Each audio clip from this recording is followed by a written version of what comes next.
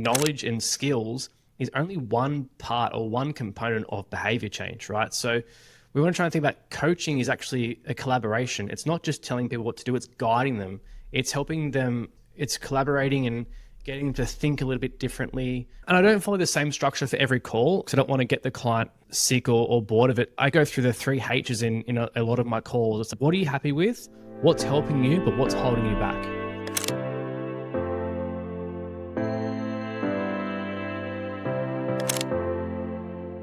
Hi, I'm Charlene Oy, dietitian turned business and marketing coach, and you're listening to the Nutrition Business Show.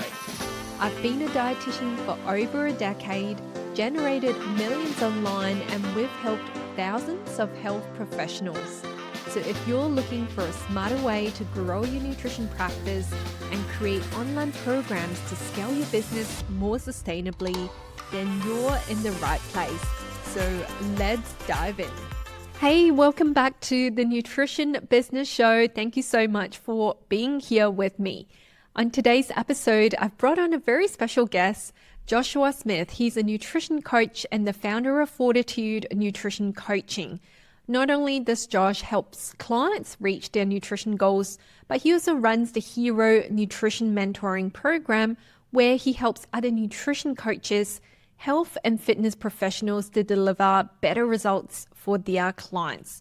Josh has a very holistic approach to working with clients, and I just love the mantra that he preaches, which is we're not just changing bodies, we're transforming lives. So looking at it from that lens just brings a deeper meaning to our work. Now, in today's episode, we are going to dive into the differences between educating and truly coaching your clients, and why mastering coaching skills is critical for your success in the nutrition industry, which will ultimately help you to grow your business at the end of the day. We'll explore common challenges that a lot of practitioners face, like how do you deal with unmotivated clients, setting boundaries with them, and how to make nutrition fun and relatable for your audience on social media. So whether you're a nutrition coach or a wellness professional, you are going to get so many actionable tips to help you and your clients thrive. So sit back and let's get into my conversation with Josh. Hey there, Josh. Welcome to the Nutrition Business Show podcast. So happy to have you here today. Thank you. What an honor. I feel like we've gone back in time to our mentoring sessions. I promise you today, it's not really about strategy for your business, but we're going to share with our listeners how they can work with your clients to get them better results and help them to improve the outcomes, ultimately helping them to grow their business. So Josh, why don't we kick off with sharing a little bit more about you and what you do in your business? Yeah, I'm Josh. I've got 2 businesses in the health and fitness field. So one of them, I run a company called Fortitude Nutrition Coaching, where I'm working with clients. And my other one is Hero Nutrition Mentoring, where I'm mentoring other coaches. And that is specifically on really the soft skills of coaching in general. But even more recently, I've also started to work with PTs and other health and fitness professionals on the behavior change side of things. I love it. Why don't we touch on Hero Nutrition Mentoring a little bit more? What led you to starting that business? Yeah, so I'd probably been in the nutrition coaching game for about 5 years at the time. And I had a few people, other coaches in the industry, ask me for help with certain clients that they were struggling with. And then over time, talking to other coaches, I did see a bit of a gap in the market. And I'll always admit I'm not the smartest person about like nutrition. I obviously know what I need to know, but I'm not super nerdy on that side of things. I've always been really interested in the behavior change side of things and the human element. And I found that was my point of difference in like with what Fortitude was all about. And then was really trying to help other coaches develop that side of things as well, because they obviously had all this knowledge of nutrition and even training to some extent, but they were really struggling with getting their clients adherence and results and getting them to follow through with certain things as well. They started to then learn it wasn't just about delivering knowledge or delivering information or macros or meal plans. There was obviously other things at play that were holding their clients back and getting them in the way of doing these things and getting the results essentially. I really wanted to try and help coaches close that gap between knowledge and application. Yeah, I love that. It's definitely much needed. I think especially in today's day and age where there's so much information out there and our clients can easily go into Google, forums, YouTube videos, or even ChatGPT and get ChatGPT to write them a meal plan. So definitely it's the element of helping our clients to implement and to educate them, to support them, the accountability. I think that is a big missing part in a lot of what we do. So why don't we talk a little bit about the difference between coaching skills then versus education? So when we see our clients, we educate them, and how does that relate to coaching? I guess, like you said, a lot of people already have knowledge. They've probably worked with a few coaches before. They've probably followed meal plans or done gym challenges. They might have some idea about nutrition and training. They kind of know the fundamentals. I think most of us know that fruits and vegetables are good for us, yet only about 5 to 7% of the Australian population actually eats the recommended servings. I don't think it's a knowledge gap, even though sometimes it can be a bit confusing out there with misinformation. But I guess to answer the question, education is just transferring knowledge, essentially, telling people what to eat and why it's important. But that's just not enough a lot of the time. And information, or let's say even say like knowledge and skills, is only one part or one component of behavior change, right? So we want to try and think about coaching is actually a collaboration. It's not just telling people what to do, it's guiding them. It's helping them, it's collaborating and getting them to think a little bit differently. It's a thought-provoking process, right? We want to try and get the change to come from within, not being this external source of pressure. And when I look at things like definitions for coaching, the International Coaching Federation really has that as part of their definition. It's a collaboration, it's thought-provoking, it's creative, and it maximizes performance, okay, whether it be personally or professionally. And then we think about performance, the way that we do that is part of it is through increasing capability or increasing potential. So that would be education, skills, and knowledge. But the other part is by minimizing interferences. So looking at whatever is getting in the way of them acting on the knowledge that they have, and again, trying to minimize interference or help them overcome the obstacle altogether. That is so good, Josh. Can we just go back and unpack all of that? You've touched on so many good points, and I'm madly taking down notes about questions to ask you. So you talked about really empowering our clients to create that change from within. So how does that look like? Can you give us some examples of how can we inspire or encourage our clients to create that change of habits or setting goals and all that? Yeah, well, I guess firstly, one thing I'm a huge advocate of is that motivation matters. And one thing that people often get wrong about motivation is they think they don't have enough motivation. But it's not actually the amount of motivation that matters, it's the type of motivation that matters.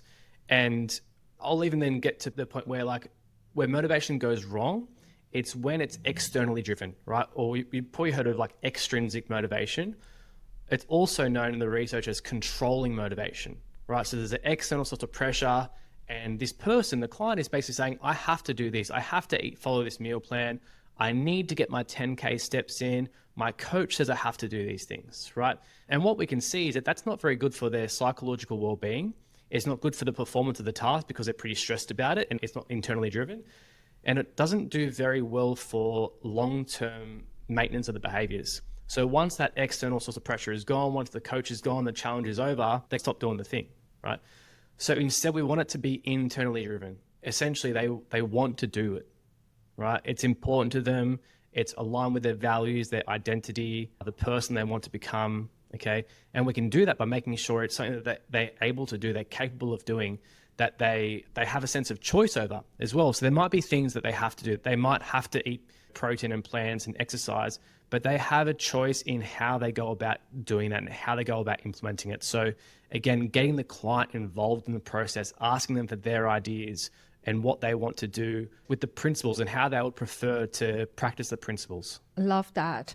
And that internal motivation that you talk about, can you give us some examples of what that would look like? Let's say we have a weight loss client sitting in front of her who's obviously tried all sorts of different strategies to lose weight. They've seen multiple other practitioners or coaches in the past, but they just haven't quite gotten the result or be able to maintain that.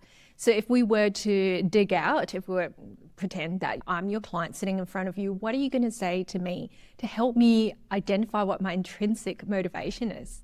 Yeah, well, I might even start by doing a bit of a goal setting session.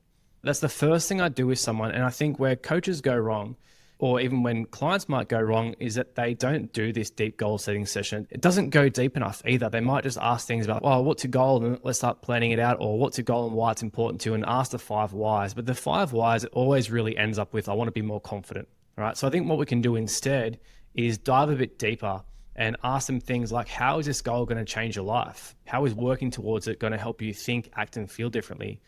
What things are most important to you, and how does working towards this goal or achieving it affect those areas of your life? Okay.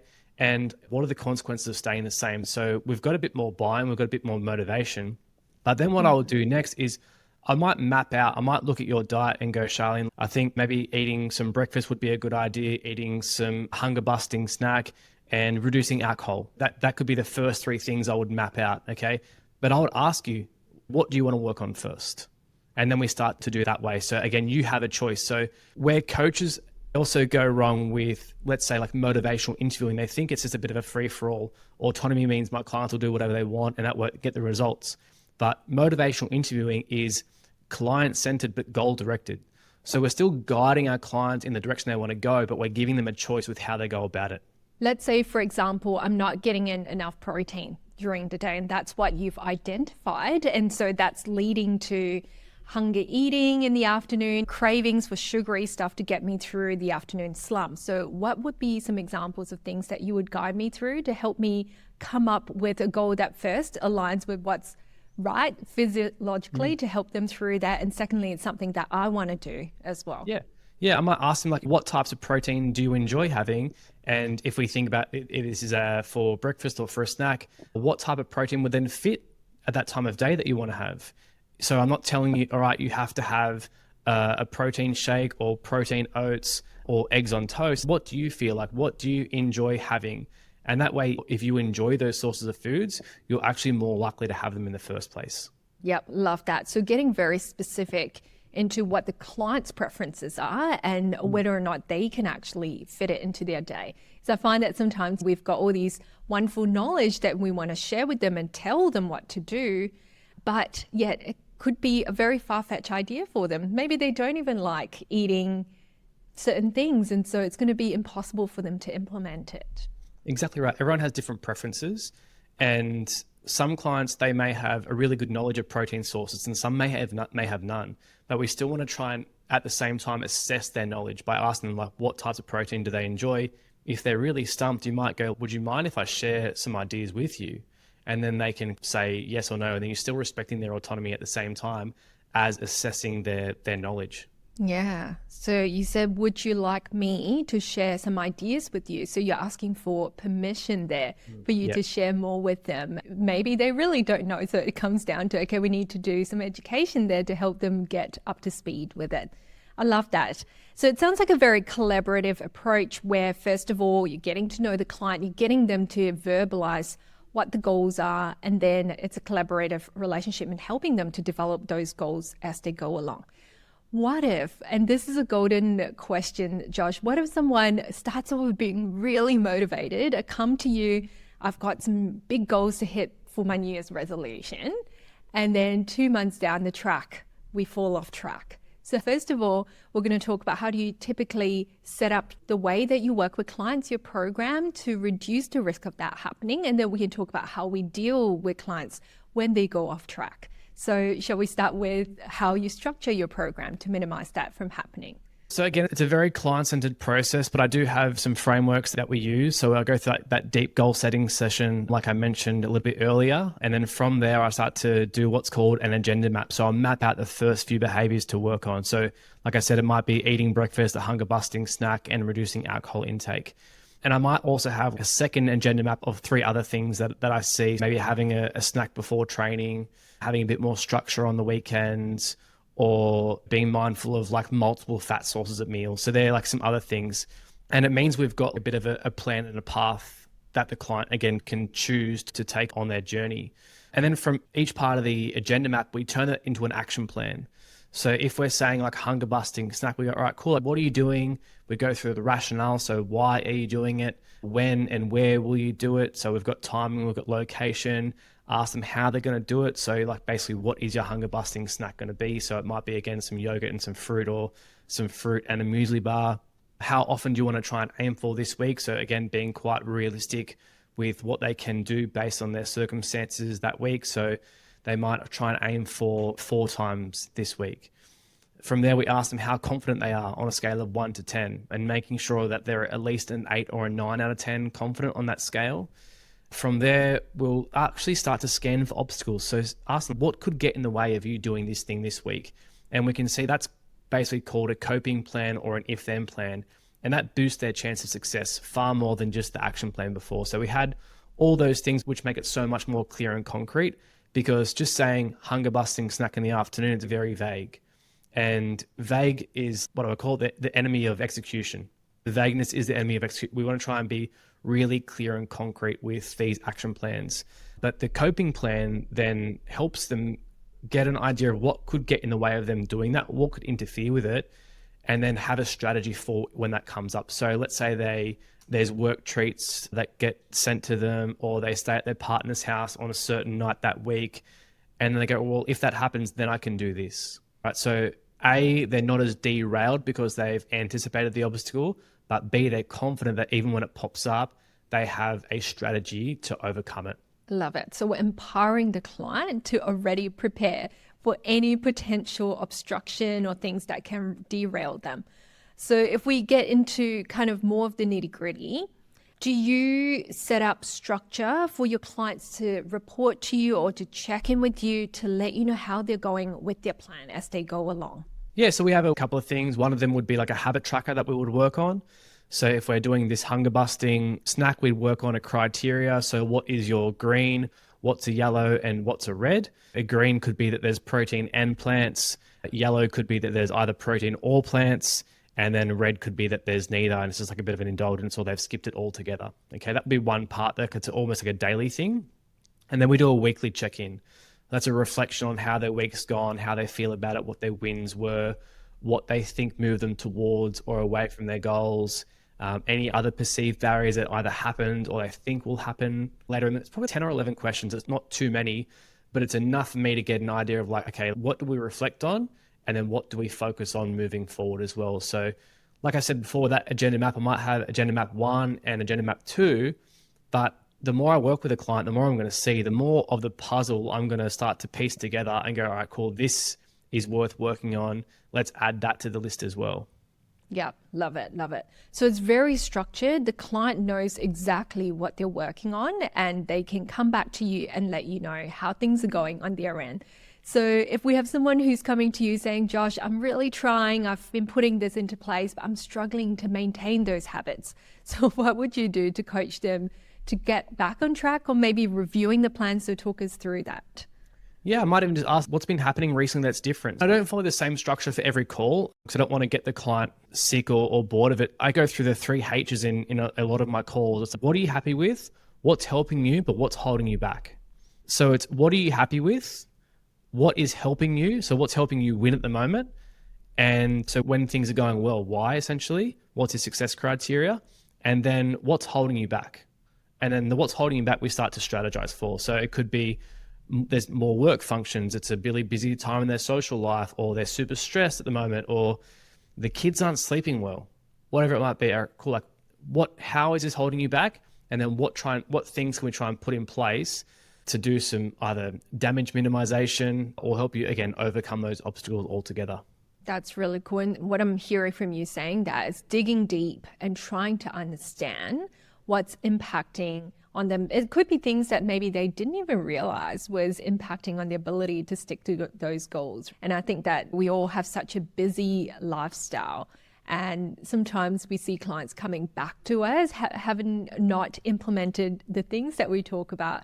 And it can be disheartening for the practitioner or for the coach thinking what I've been teaching them, maybe it's not working for them, right? So I love how you just said, just stay in that zone.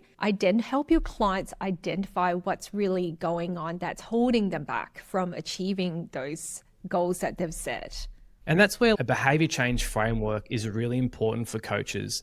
And we'd use the COM-B, right? So for a behavior to occur, there's 3 things have to be met. It's capability opportunity, and motivation. Capability is basically internal. So that's like skills, knowledge, ability. So can this person do it? The second thing is opportunity. That's more of an external thing. So physical could be their environment, their location, the availability of certain things, but it also could be social, like commitments. So the time they have, it could be like, again, cultural influences or whatever it might be. And then the third thing is motivation. So that could be our impulses, our automatic habits that we have, or our reflective ones. That's more of our drives and our values. So if a person isn't doing something, we go, all right, which one is it? Is it a capability issue? Is it an opportunity issue? Or is it a motivation issue? And the reason that's so important is because as coaches, we can go, all right, cool, I've got a strategy for that. I've got one for this. I've got one for that as well. So let's try that. Yeah, love it. Thank you for sharing that. And I think that gives everyone a really practical framework and example to go by. And I can just envision this applying for lots of different niches as well, because George, you work with people in the weight loss space, wanting to improve the performance in sports as well. What if we've got, say, a dietitian that works in the gut health space in IBS, and they're coaching their clients to implement the low FODMAP diet into the lifestyle to try and minimize any gut symptoms? And that can be challenging because our clients are making a very big change to their diet. Do you have any suggestions or insights to offer how we can support our clients to make a major overhaul of their diet and we're giving up the foods that they like?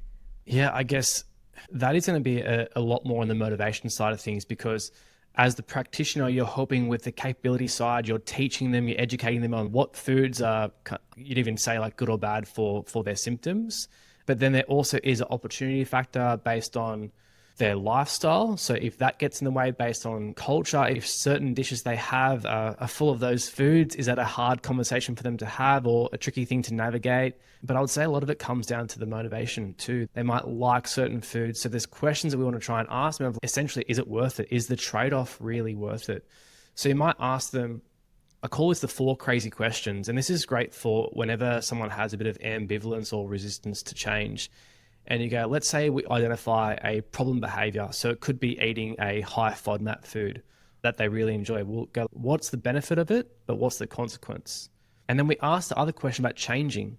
What's the benefit of changing, but what's the cost of changing?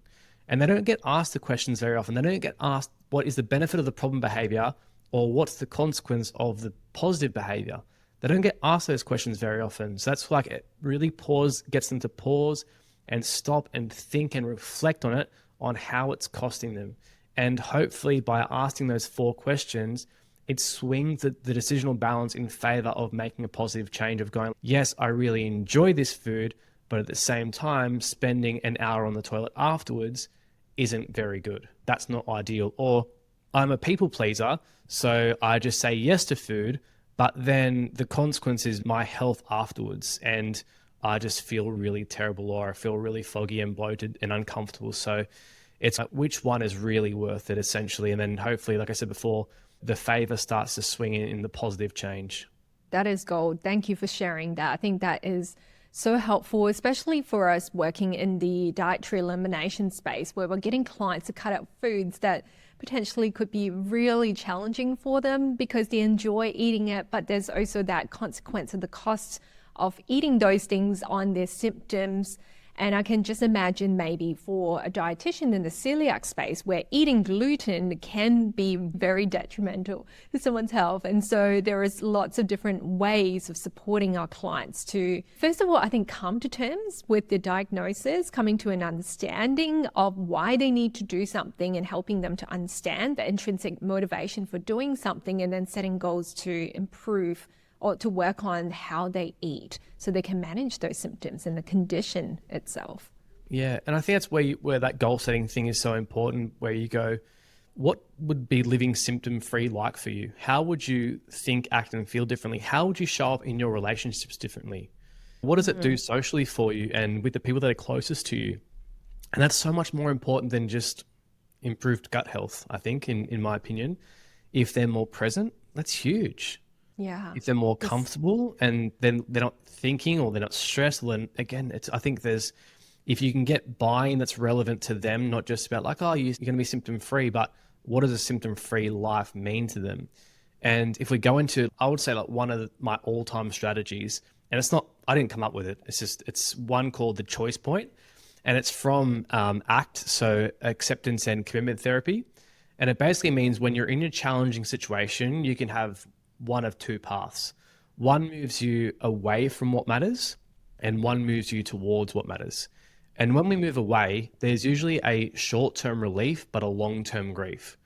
And that long-term grief could even be like intermediate. It could be like just short-term relief is eating the gluten, like eating some bread. But the long-term, the intermediate term grief could be like in 4 hours time, I'm going to be really uncomfortable. So the way we do try and help people in this situation is to pause and think before they make a choice. And some things that help us, and they actually call the helpers, that help us move towards our goals and what matters, is to pause and reconnect with your goals, your values, your vision, your identity, right? That's one thing. Another thing is to have a plan in place for when you encounter that obstacle. So like I said before, that if-then plan. If I'm going out for dinner or for breakfast, then I can get this. So they feel confident. They're pausing, they're thinking, they're being intentional. They're reminding themselves of who they want to be and how they want to live, and I guess how it impacts their life. And then they've got a plan in place for what they can do next. Love it. That is gold. Thank you so much for sharing that. The next question I want to ask you is, this can sometimes happen, especially when we have clients falling off track, or if our program goes on for a while and you start to have clients ghost you and they don't show up to sessions, they stop responding to your emails and things like that. So I want to explore that a little bit and look at when it happens. What do you think are some of the reasons? Because as practitioners might think, no, they've lost motivation. But on the client end, there could be other things going on. So have you encountered that yourself? And what are some of the things that could be happening for the client that's stopping them from showing up? Yeah, this is the one lesson I learned that I vowed to never make again, and it's to never assume. Never assume why someone is not being adherent. Never assume why someone has ghosted you and stopped replying, because you just don't know. And until you know, you can't make an assumption or a judgment. Always be curious and think that there's a reason behind every behavior. At the end of the day, there is a reason behind everything that someone does, whether it's positive or negative, whether it be self-sabotage or ghosting. There's a reason why. And until we know the reason, we just can't make a judgment. I did that once, and I had a client, very high paying client, like on my top service. And after I didn't hear from her for 2 weeks, I turned up to the call. I made a special time for her and everything. 2 weeks, didn't hear from her. And I just thought, I'll be honest with what I thought. I thought, this person's got too much money and they don't care. And then I found out a week later that it was the anniversary of her mum passing away, and she just went into a spiral. And I felt horrible. I thought, I'm such a jerk. I'm a terrible person. I assumed, and I just thought, never again. Never assume again. Yeah. I think it's human nature, isn't it? You just jump to conclusions and blame ourselves, blame the client. And there are so many reasons when something can happen. And I think the advice that you gave about staying curious and being open to it, giving them the benefit of the doubt, that is so important for us as coaches to give our clients that space as well, because in due time, they will come back and tell us what's going on when they're ready. And we just never know. Yeah, and they could feel ashamed that they haven't been adherent for a few weeks. Life could be really stressful, and they just might feel like they might feel like they've lost hope. And all we can do is send them a kind email and say, hey, basically, I'm going to pause your payments. I hope everything's okay. Whenever you want to come back, I'm always here for you. And you leave them with a good taste in your mouth, rather than sending them an aggressive email and saying you've got to complete your next 3 months of coaching kind of thing. Just pause it, let them go, and just hope that everything's okay. Yeah. And I think that's something really helpful for us all to remember as well, that often at times we all have busy lives and there's so many different things that can be happening to our clients, and we may see them as non-compliant, but there are in fact so many things that could be obstructing them from taking that next step, and that shame and guilt that can come from them thinking that I've invested all this money into getting that help and I failed, and they could be in that zone of just lots of self-judgment. And I love what Josh said about just being kind and giving them that space, and in due time, when they're ready, they will come back. We're all adults, so we don't need to force someone to do something. Yeah. Wonderful, Yeah. Josh. I was just going to say that the hard thing as well is that as practitioners, they start to work with us and we go, cool, like this is their focus. They've also invested this money, but they've also got they've got a life outside of their goals, outside of nutrition, even outside of relieving symptoms.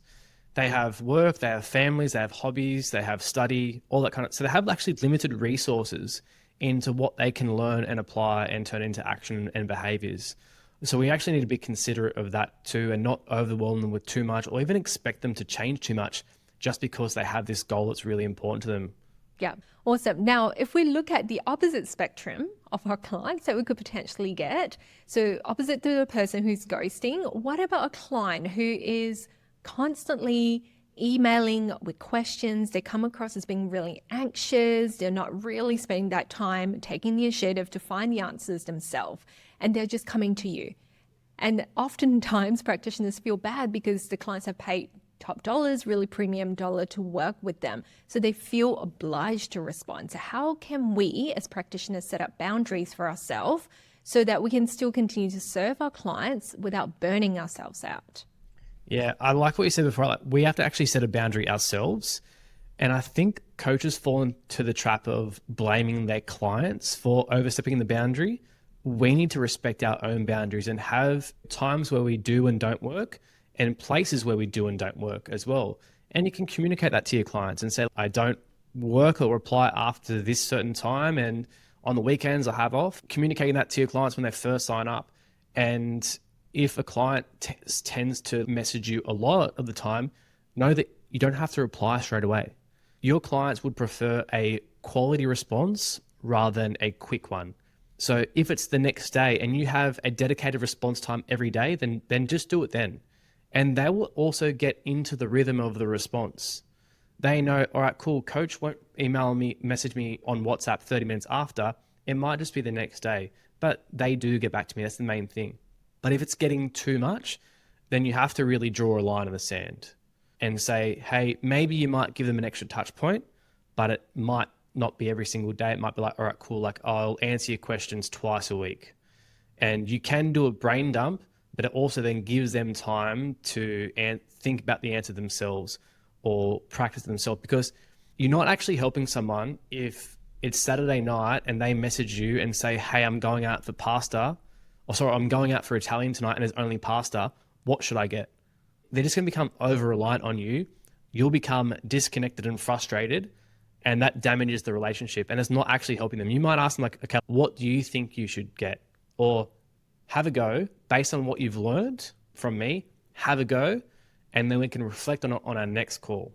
So we want to empower our clients to come up with their own decision. And I think oftentimes giving them that space is enough for them to start to form their own decision, isn't it? Sometimes when I went through that, I had clients who say, oh, don't worry, I found the answer myself, or I saw it in your handout or whatsoever. And they come to their own conclusion. I think that's so much more powerful for them to know, yes, I've done this myself. Yeah, it's rewarding as a coach as well. I don't want a client every week having to feel like they message me and say, what do I do if I go to the pub or go out for dinner or I can't follow the plan? I want them to be able to go, I feel confident going to these places. Yeah, that's it. You want them to feel confident and empowered to know they can do this. And eventually our clients will learn what they need to. They become competent and skilled. They're confident in what they do. They've reached their goals. And we don't want them to stick with this forever and rely on us for all the answers. Now, let's shift gears a little bit. I think that's all really helpful advice there, Josh. You've shared so many golden nuggets of wisdom with our audience, and hopefully you guys are all taking notes of what Josh has said as well. Now I want to talk about social media a little bit. It is a very busy space. There is so much information being put out there. And I love the content you put out, Josh. I think it's really fun. It's challenging people to think about nutrition differently, and it's also empowering. So we're not blaming people for getting to the place that they are because they've been lazy or whatsoever, and you do content very differently.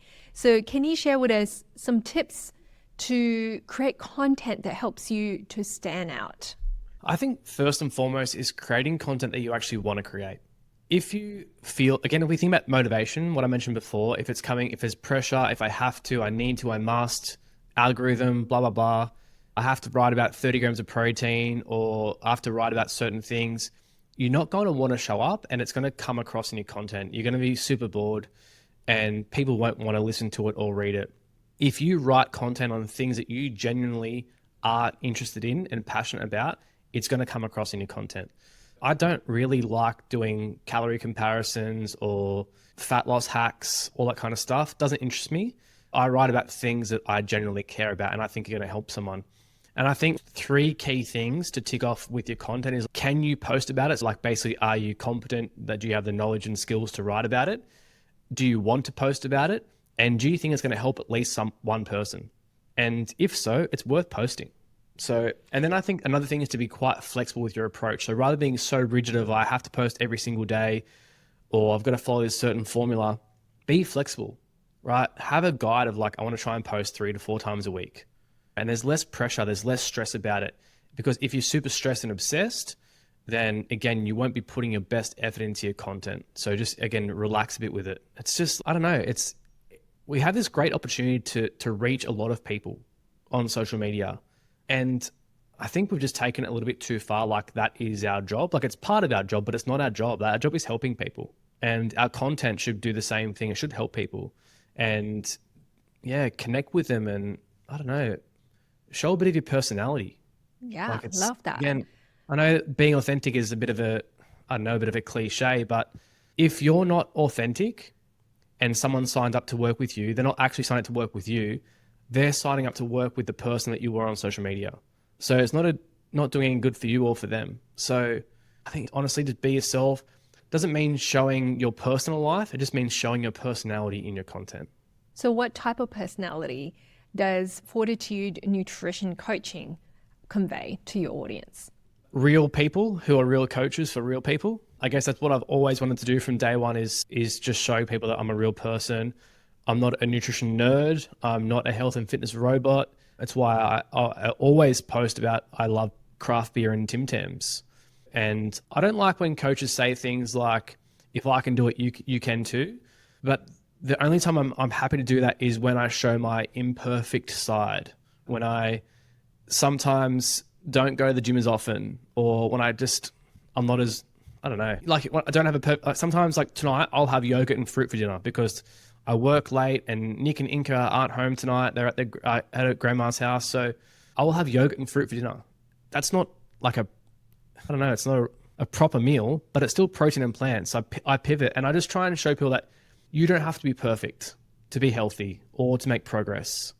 So if me, a nutritionist, if a health and fitness professional isn't perfect and still does a pretty good job, then so can they. And it builds that layer of relatability as well, because I guess that is one of the things that we talk about a lot when it comes to posting on social media. We are the health professionals, so sometimes we get really icky about showing too much about our own personality and stuff because we don't want them to disrespect us or see us as less of a person. But in fact, I think the way that the world is going, social media and all of that, people authenticity. They want to see the real person behind. And often we'll get health professionals coming to me saying that, oh, I'm nervous about showing up on social media. I'm nervous about showing my face. So I'd love to hear your take. Do you have any tips for them on how they can do it in a way that still aligns with their personality if they were an introvert and shy on being on camera? Yeah, this may be a shock, but I'm a huge introvert, like massive. There's a book called Quiet by Susan Cain, and it talks about like specific criteria for introverts. And I read it to my wife and she said, is that you? Like, she was like, this book is written about you 100%. But I think things that help is, like I said before, pick topics that you are confident in speaking about to start with. Again, I'm not going to talk about FODMAPs. They're not my forte. I'll talk about behavior change. That's my forte. So pick things that you are confident in speaking about. It's a skill. So think about skills that you have developed in other areas of your life and how you went about building that skill, and try and practice the same approach. And the third thing would be, what would you say to a client in a similar situation who is nervous about going to the gym or trying a new food? And then follow similar advice. Usually the advice that we need is similar to what we would give someone else. And it's something that perhaps none of us have done before, showing up on social media, talking to camera. Instead of talking to one client in front of us, we're speaking to the masses. And I think that is what brings the nerves.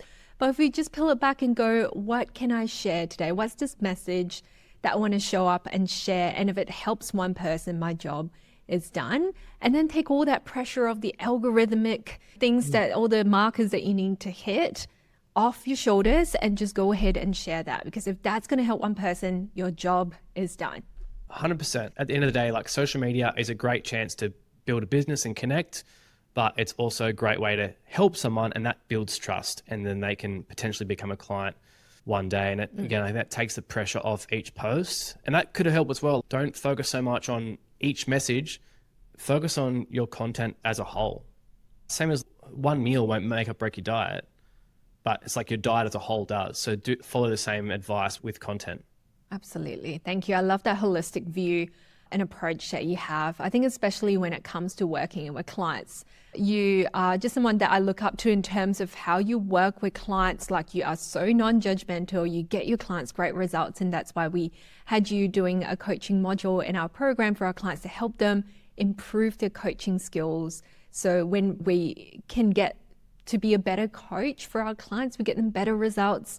We get more fulfilled because they're getting great results, and they start to share that with their friends, their family, and everyone that they know about the amazing work that you do. So coaching skills is such an important one to develop. And yeah, that's why I had you on the podcast today. Now, Josh, you have been in business for many years. So is it about 7 or 8 years now? Yeah, this is the 8th year. I can't believe it's flown Wow. by. 8th year. Time has flown. Yeah. And so I'm sure you have got lots of wisdom to share in terms of what's like building a business. So if I were to get you to sum it up into one piece of really important advice, could be 3, it's up to you how many you want to share. What would you say to someone who's building their business and just nervous about how the business is going to go because there's talks of economic instability, recession, and all of that? What advice do you have for them? Firstly, it's a roller coaster. You're going to have your ups and your downs, and I've gone through that probably every year for the last 8 years. There's been some really big highs and then some really big lows. So I think most of all, make sure that you enjoy the ride, or you're going to strap yourself in, and take a bit of a zoomed out perspective. Like, obviously celebrate your wins when things are going well, but you've also got to focus on, I guess, the big picture, on the trend of each month, each quarter, each year, rather than just like the week to week kind of stuff as well. I think a huge one is don't place your identity in being a coach or being a practitioner, making sure that there's other areas of your life, because that also makes you a better coach. But if business is quiet or for whatever reason, and that's all your identity is, that means your quality of life and your well-being is going to suffer as well. So make sure that you have hobbies and have other interests outside of business. One thing I have learned recently is, it was a really great question to frame it. What do you think is productive but isn't? And then what do you think isn't productive but is? So that what do you think is productive but isn't, I thought was like, I was listening to all these podcasts and I was like, great, mad. I'm going to be so smart, but I wasn't applying any of it. So it wasn't productive. And then weirdly, what do I think isn't productive but is, I started playing PlayStation over nighttime for 15 minutes whilst Inca was going to bed. And I was actually just a bit more relaxed. And that helped me do my work. I also got some ideas for content and whatnot. But like going for a walk without any podcast, that's productive because it gives you time to think and incubate on your ideas, and you might get the answer to a client. Boom, that's it. That's what's going to help them when you're going for a walk without any inputs. So I think like getting out of this hustle and grind culture is really helpful. We've got to fill our own cup first, isn't it, before we can fill our clients' cups and help them.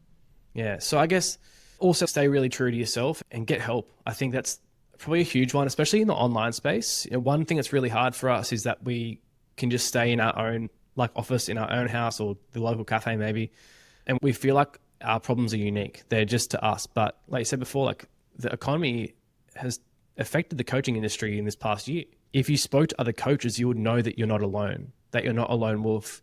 You would bond with coaches about clients who are non-adherent, and you may not have to get a mentor, but just get a group of coaches or other professionals who are like-minded, who you can be vulnerable with and share stuff with and help each other out. That's what my biggest advice is. Yeah, just seek support, whether it be from a mentor or just from other coaches that you get along with.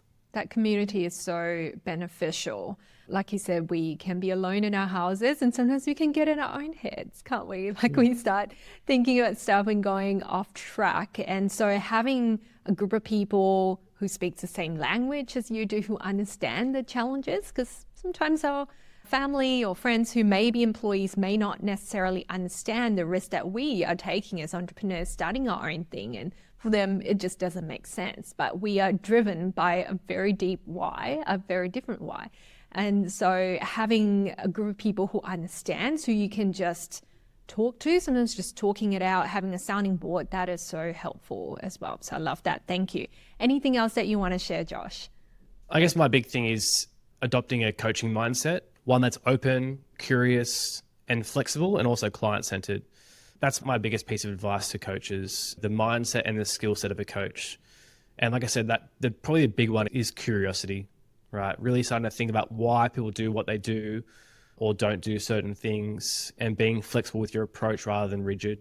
So giving them options. There's many roads that lead to Rome. So yeah, help clients find the right path that they want to take as well. And you're going to get them great results. They're going to enjoy the process. If they enjoy the process, they'll follow the process. They'll get results, have a good time. They'll talk to their friends and family. And that's good for business. That's good for your job satisfaction, that you're helping people and they're going to talk. Like I reckon that was one of my first ever posts on Hero, was that I've never done a Facebook ad, but if you do a good job, people will talk. And that's how I've built a business.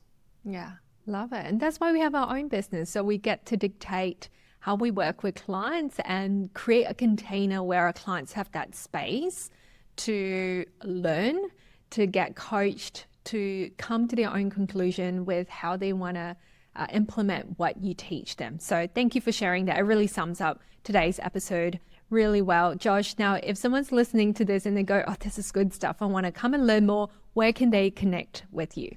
I guess that you're probably a professional or a practitioner. Hero Nutrition Mentoring would be the place to go. Instagram at hero.nutrition.mentoring. But if you want to see what Fortitude's all about, you can always head there at Fortitude Nutrition Coaching. Wonderful. Thank you so much for being here, Josh. And I hope that you guys all have taken lots of notes from today's episode. Till next week, have a great week with your clients and in your business. We'll see you very soon. Thank you, Josh. Thank you.